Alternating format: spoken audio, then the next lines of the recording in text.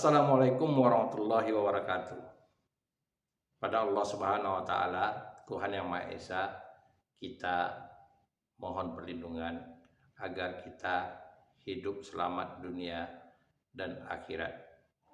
Selawat dan salam kita aturkan kepada Nabi besar Muhammad sallallahu alaihi wasallam. Allahumma sholli ala Muhammad wa ala ali Muhammad. Assalamualaikum ya Rasulullah. Saudara-saudara sekalian, para siswa, para guru-guru, dan para mahasiswa yang lagi belajar karya sastra, khususnya bicara tentang apresiasi prosa fiksi. Kita tahu bahwa prosa itu dibagi atas dua, yaitu fiksi dan non-fiksi. Non-fiksi berarti yang dikategorikan tidak ada unsur fiksinya. Biografi, autobiografi, dan buku sejarah itu termasuk esai dan kritik. Saudara-saudara sekalian, bicara tentang apresiasi prosa fiksi, kita bicara tentang angkatan. Karena apa? Setiap angkatan dia ada kalanya mempunyai keragaman pembaharuan terhadap karya fiksi. Memang tidak semua angkatan yang dicetuskan oleh para kritikus dan sastrawan Indonesia melakukan perubahan-perubahan dalam bidang karya sastra, apalagi karya fiksi. Kita mengetahui ada dua tonggak sejarah perubahan karya sastra, khususnya bidang puisi, yaitu perubahan pada puisi bebas atau puisi tidak berpola yang dipelopori oleh Khairil Anwar, dan puisi mantra yang dipelopori oleh Sutarji Al-Sumbahri. Meskipun secara tidak langsung juga kita dapat memperhatikan pergeseran-pergeseran karya fiksi, dari pergeseran pemilihan tema dari regional ke nasional, yaitu dari angkatan 30-an, 20-an atau Balai Pustaka ke angkatan Pujangga Baru, dan bahkan dari segi gaya aliran simbolik yang tumbuh pada masa Jepang. Dan tentu tidak cukup sampai di situ.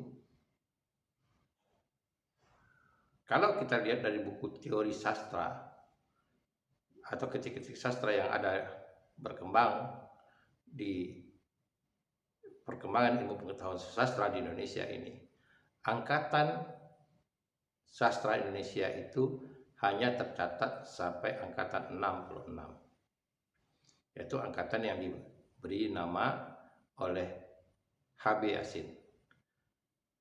Sehabis itu seolah-olah angkatan terhenti.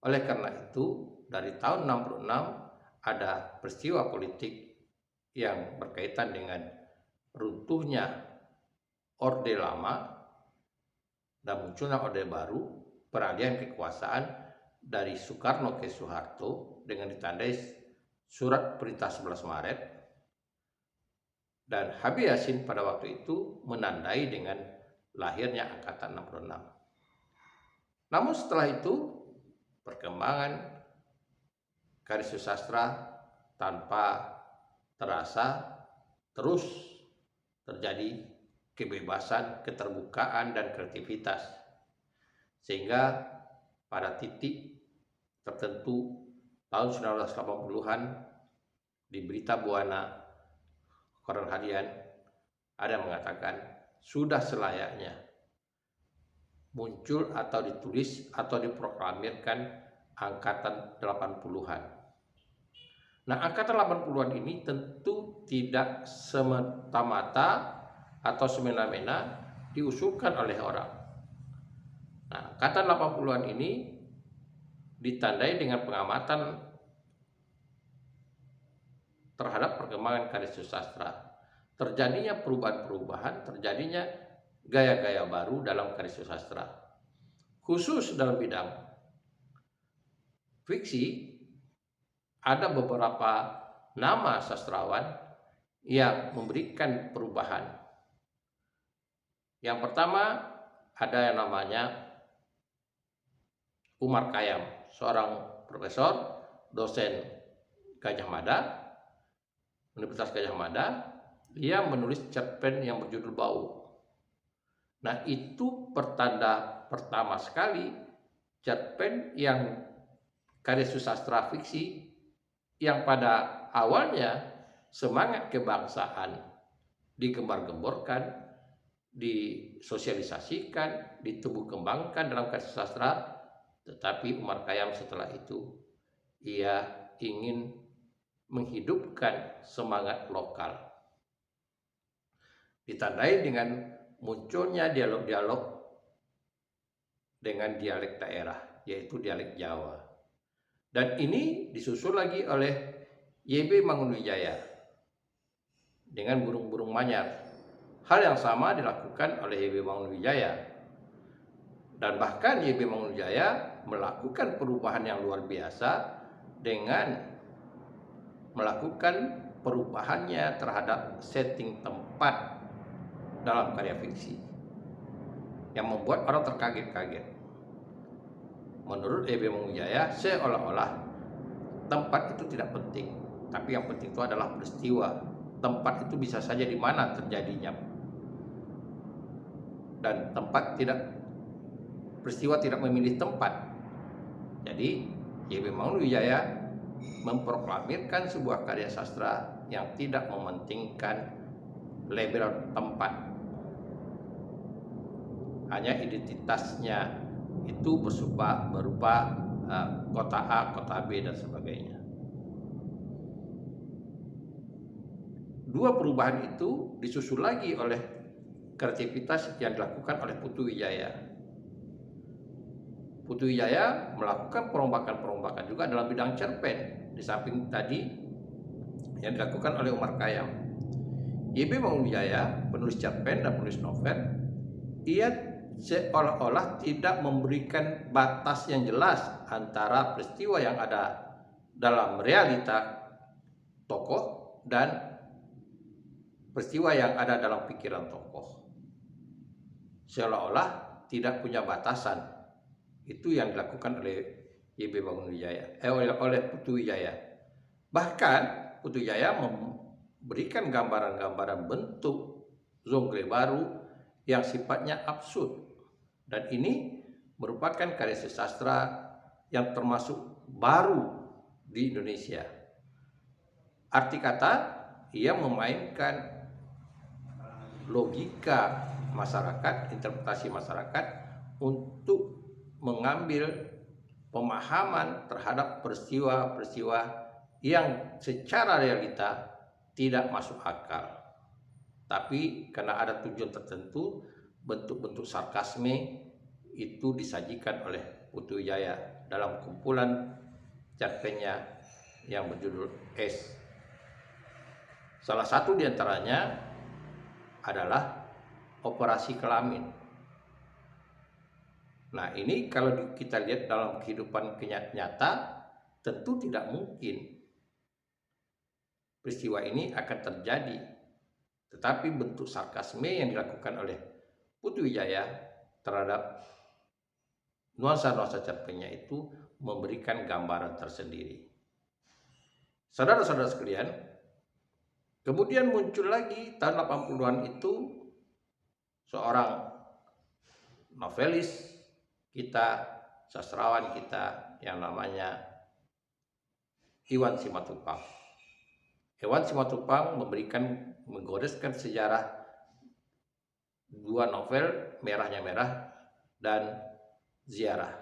Meskipun ada kumpulan cerpennya yang berjudul Tegak Lurus Dengan Langit tidak terlalu melakukan perubahan, tetapi peristiwa yang terjadi yang diingatkan orang itu adalah novelnya Merahnya Merah dan Ziarah.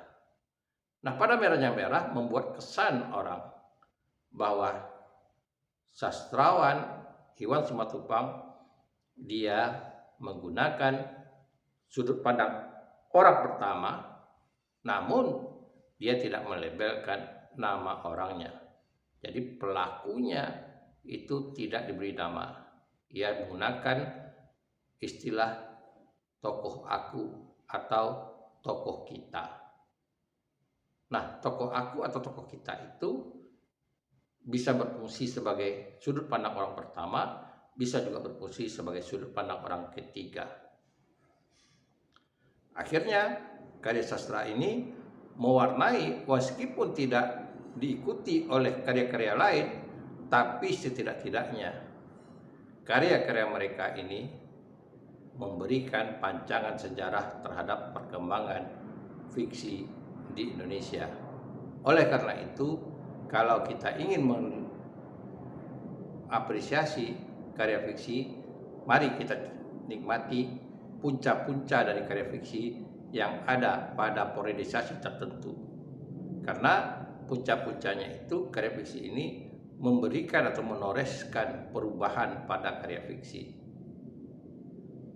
Saudara-saudara sekalian, nah tentu saja angkatan 80-an ini pada sudut pandang prosa fiksi. Bukan berarti pada sudut pandang sastra lain seperti karya puisi tidak ada perubahan. Justru juga diiringi oleh perubahan karya fiksi, diiringi dengan perkembangan karya puisi, yaitu dengan lahirnya puisi mantra yang dipelopori oleh Sutarji Kalsumbahri. Bahkan dalam bidang yang masih keterkaitannya dengan bidang sastra, yaitu bidang seni pentas, yaitu membaca puisi dan bentuk-bentuk teater, juga terjadi perubahan-perubahan yang luar biasa. Kenapa terjadi seperti itu? Faktor pertama adalah faktor keterbukaan. Faktor keterbukaan kita pengaruh dari luar. Yang kedua, faktor pendidikan. Para penyair kita menuntut ilmu di luar seperti Iwan Simatupang. Nah, pengaruh dari wawasan itu mencerminkan karya-karyanya. Perlu disadari bahwa secara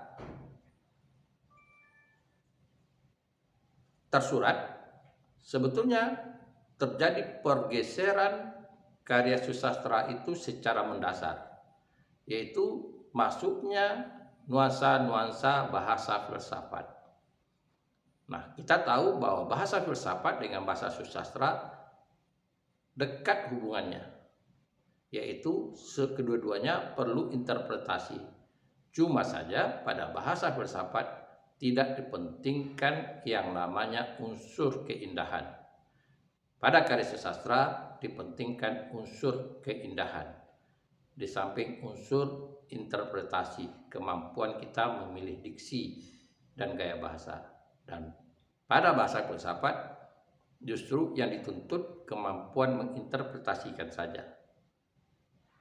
Nah, nuansa filsafat inilah yang mempengaruhi karya fiksi Indonesia tahun 80-an. Terutama terjadi pada karya-karya Iwan Simatupang. Kita tahu bahwa Iwan Simatupang sarjana filsafat dari Prancis. Nah, dari karya-karya dialah kita dapat menjumpai peristiwa-peristiwa atau nuansa-nuansa filsafat yang perlu diinterpretasikan. Contohnya pada novelnya Ziarah. Nah, di sini terjadi permainan logika.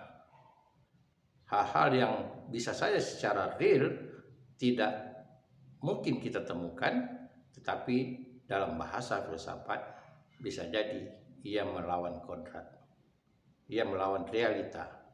Karena dalam bahasa filsafat terkadang statement-statement pernyataan filsafat itu bisa jadi bertolak belakang dengan mitos yang terjadi dalam masyarakat.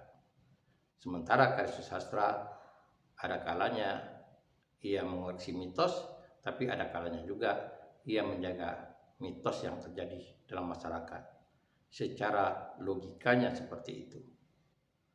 Saudara-saudara sekalian, saya beri contoh peristiwa jatuhnya tokoh di Ziarah dari lantai 4. Nah, secara realita harusnya tokoh itu mati secara fisik. Lantai 4 ya tentu badan orang akan remuk, tetapi Iwan Simatupang menggambarkan yang berbeda, bahwa orang jatuh nyatanya selamat, bahkan bisa menikmati bersetubuh dengan orang lain di pangkuan perempuan jatuhnya. Nah, ini tentu sama juga yang dikatakan oleh Putu Wijaya dalam novelnya Keong. Bagaimana realita yang terjadi dalam sebuah tabrakan, sementara orang yang jadi korban memikirkan pertemuan awalnya terhadap pasangannya yang lagi sekarat. Nah, semuanya itu sepertinya tidak ada batasnya antara khayalan dengan realita. Itulah saudara-saudara sekalian perkembangan yang terjadi pada karya sastra pada angkatan 80-an. Jadi kalau dikatakan secara realita sudah terjadi perubahan khususnya pada karya fiksi pada angkatan 80-an. Namun secara teori orang tidak pernah menyebutkan bahwa sudah lahir angkatan 80-an. Nah, sekarang tinggal lagi pemahaman kita tentang angkatan, sebab secara realita juga persoalan angkatan ini terjadi silang pendapat antara beberapa tokoh atau kritikus atau budayawan yang menentukan tentang angkatan susastra yang ada di Nusantara ini. Sudut pandangnya jelas berbeda. Namun bukan berarti angkatan itu sampai pada 66 saja dengan peristiwa politik.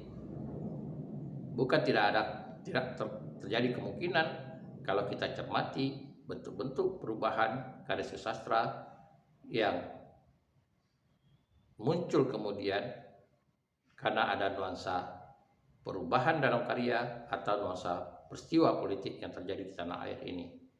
Jadi bukan tidak mungkin kita akan membicarakan lagi angkatan-angkatan berikutnya di samping angkatan 80-an yang bisa kita jadikan momentum selanjutnya setelah angkatan 66. Jadi setelah angkatan 66 memang layak dikatakan harusnya lahir angkatan 80-an. Sebab kenyataannya sudah terjadi perubahan pada karya fiksi dan karya puisi. Agar lebih jelasnya, agar lebih pahamnya, Anda bisa mengapresiasi prosa fiksi yang ada pada angkatan 80-an. Punca-puncanya, baik itu cerpen maupun itu novel. Nah, kemudian Anda bisa juga membaca bentuk-bentuk kritik esai yang mencermati karya-karya angkatan 80-an. Dengan demikian akan semakin mantap pemahaman Anda terhadap angkatan 80-an. Semoga ini dapat Anda lakukan. Terima kasih. Assalamualaikum warahmatullahi wabarakatuh.